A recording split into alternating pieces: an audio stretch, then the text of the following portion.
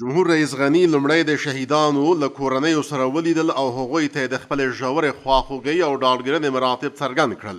د لوی خدای له دربار څخه شهیدانو ته د فردوس جنت او ټپیانو ته د سملاسي روغتیا هیله وکړه. ټول شهیدانو ته جنتونه غواړو، تاسو ته صبر غواړو. موږ او تاسو داسې کور نه یو افغانستان کې چې شهادت هم نه لیدلي، صدمه هم نه لیدلي. زه پوهېږم چې زړونه څومره خوړین دي، نو له دې دپاره غیر له دې نه چې وخت تېر سي بله لار نشته. زخمیانو پوښتنه مو خپله کړې، شفاخانه د امنیت کې نن دواړه په ښه کېدو کې دي، عملیاتونه ورباندې وشول. ما خپله پوښتنه کړې او ما هدایت ورکړی چې هرې کورنۍ ته به مرسته وشي. دوی راغلي دي، د مرستې ترتیب به درته برابر کړي. دا هغه شی دی چې د دولت په توان کې دي.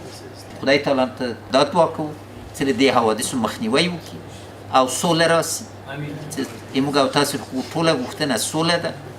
د دې دپاره به قرباني ورکړو. بهر امنیتي مقامات ته د همدې دپاره ګرځم چې ټوله امنیتي قواوې منسجمې سي، وکړی سي، د ولس خدمت وکړي او تاسې توجه پکار ده، ځکه بې د ولس نه دا نه رسېږي. چېرې بې له دې نه چې ولس مرسته وکړي، بې له دې نه چې ولس را سره معلومات شریک کړي، بې له دې نه چې ولس دریځ ونیسي، دا نه ورکېږي.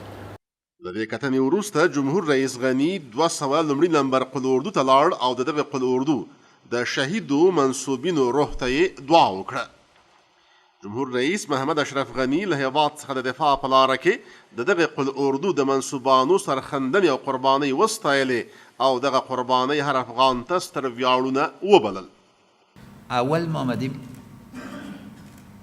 که به شهدای قل اردوی 201 دعا کنیم. قربانی دادین، قربانیتان در راه حفظ از این مملکت موجب افتخار ماست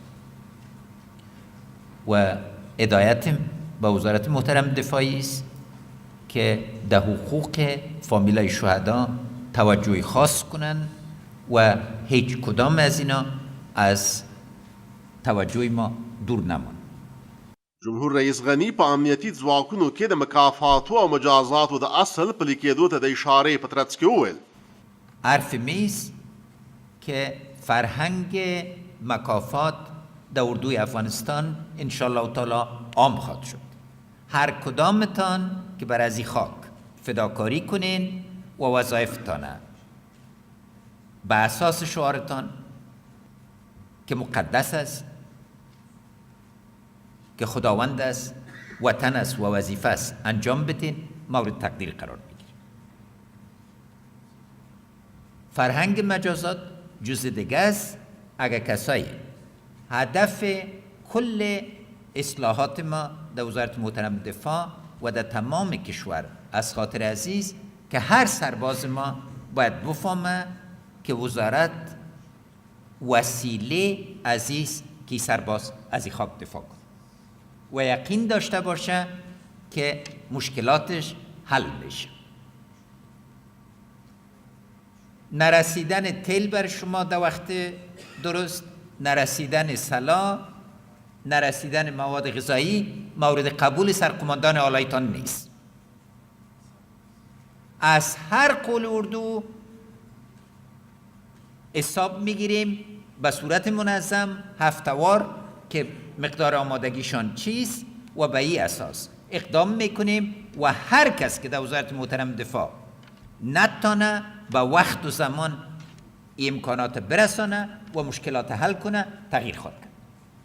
جمهور رئیس محمد اشرف غني 200 لومړي نمبر قل اردو سرتیرو ته په خطاب کې وویل: زه دلته راغلی یم چې ستاسو ستونزې وڅېړم او په بنیادي ډول ورته د حل لارې وسنجوم، نو په آزاد ډول خپل ستونزې را سره شریکې کړئ.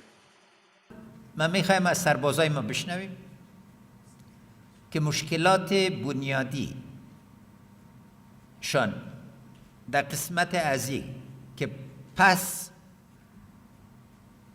به صورت رضاکار میخواین در اردو سهم بگیرن چیست؟ آیا مشکلاتی که 2 سال پیش وجود داشت و در می تالار امرای ما شریک کرده بودین هنوزم وجود داره یا حل شده. ما ته وایي چې کومه ستونزه ده چې تاسې مقابل کې ایجاد سوی او څوک جنجال در سره کوي یا مشکلات درته پیدا کړي دي دا به حل کوو. نو خپل منځ کې کینئ سربازانو یو بنیادی تشخیص وکئ برته خاص راسن د جناب اتمر صاحب له لارې نه ما ته ورسوو. هر یوم رضاکاره راغلي او دا یونیفورمم چې اغوستی ده دې یونیفورم ته زه خاص احترام لرم. زه د 2 جنرالانو مسیح یم. د اردو په احترام باندې کورنۍ کې لوی سوی یم ځکه تاسې هر یو ته وخت تاسې یونیفورم ګورم خپل نیکان نه په یادېږي او د دې یونیفورم قدر به ټول افغانستان کوي.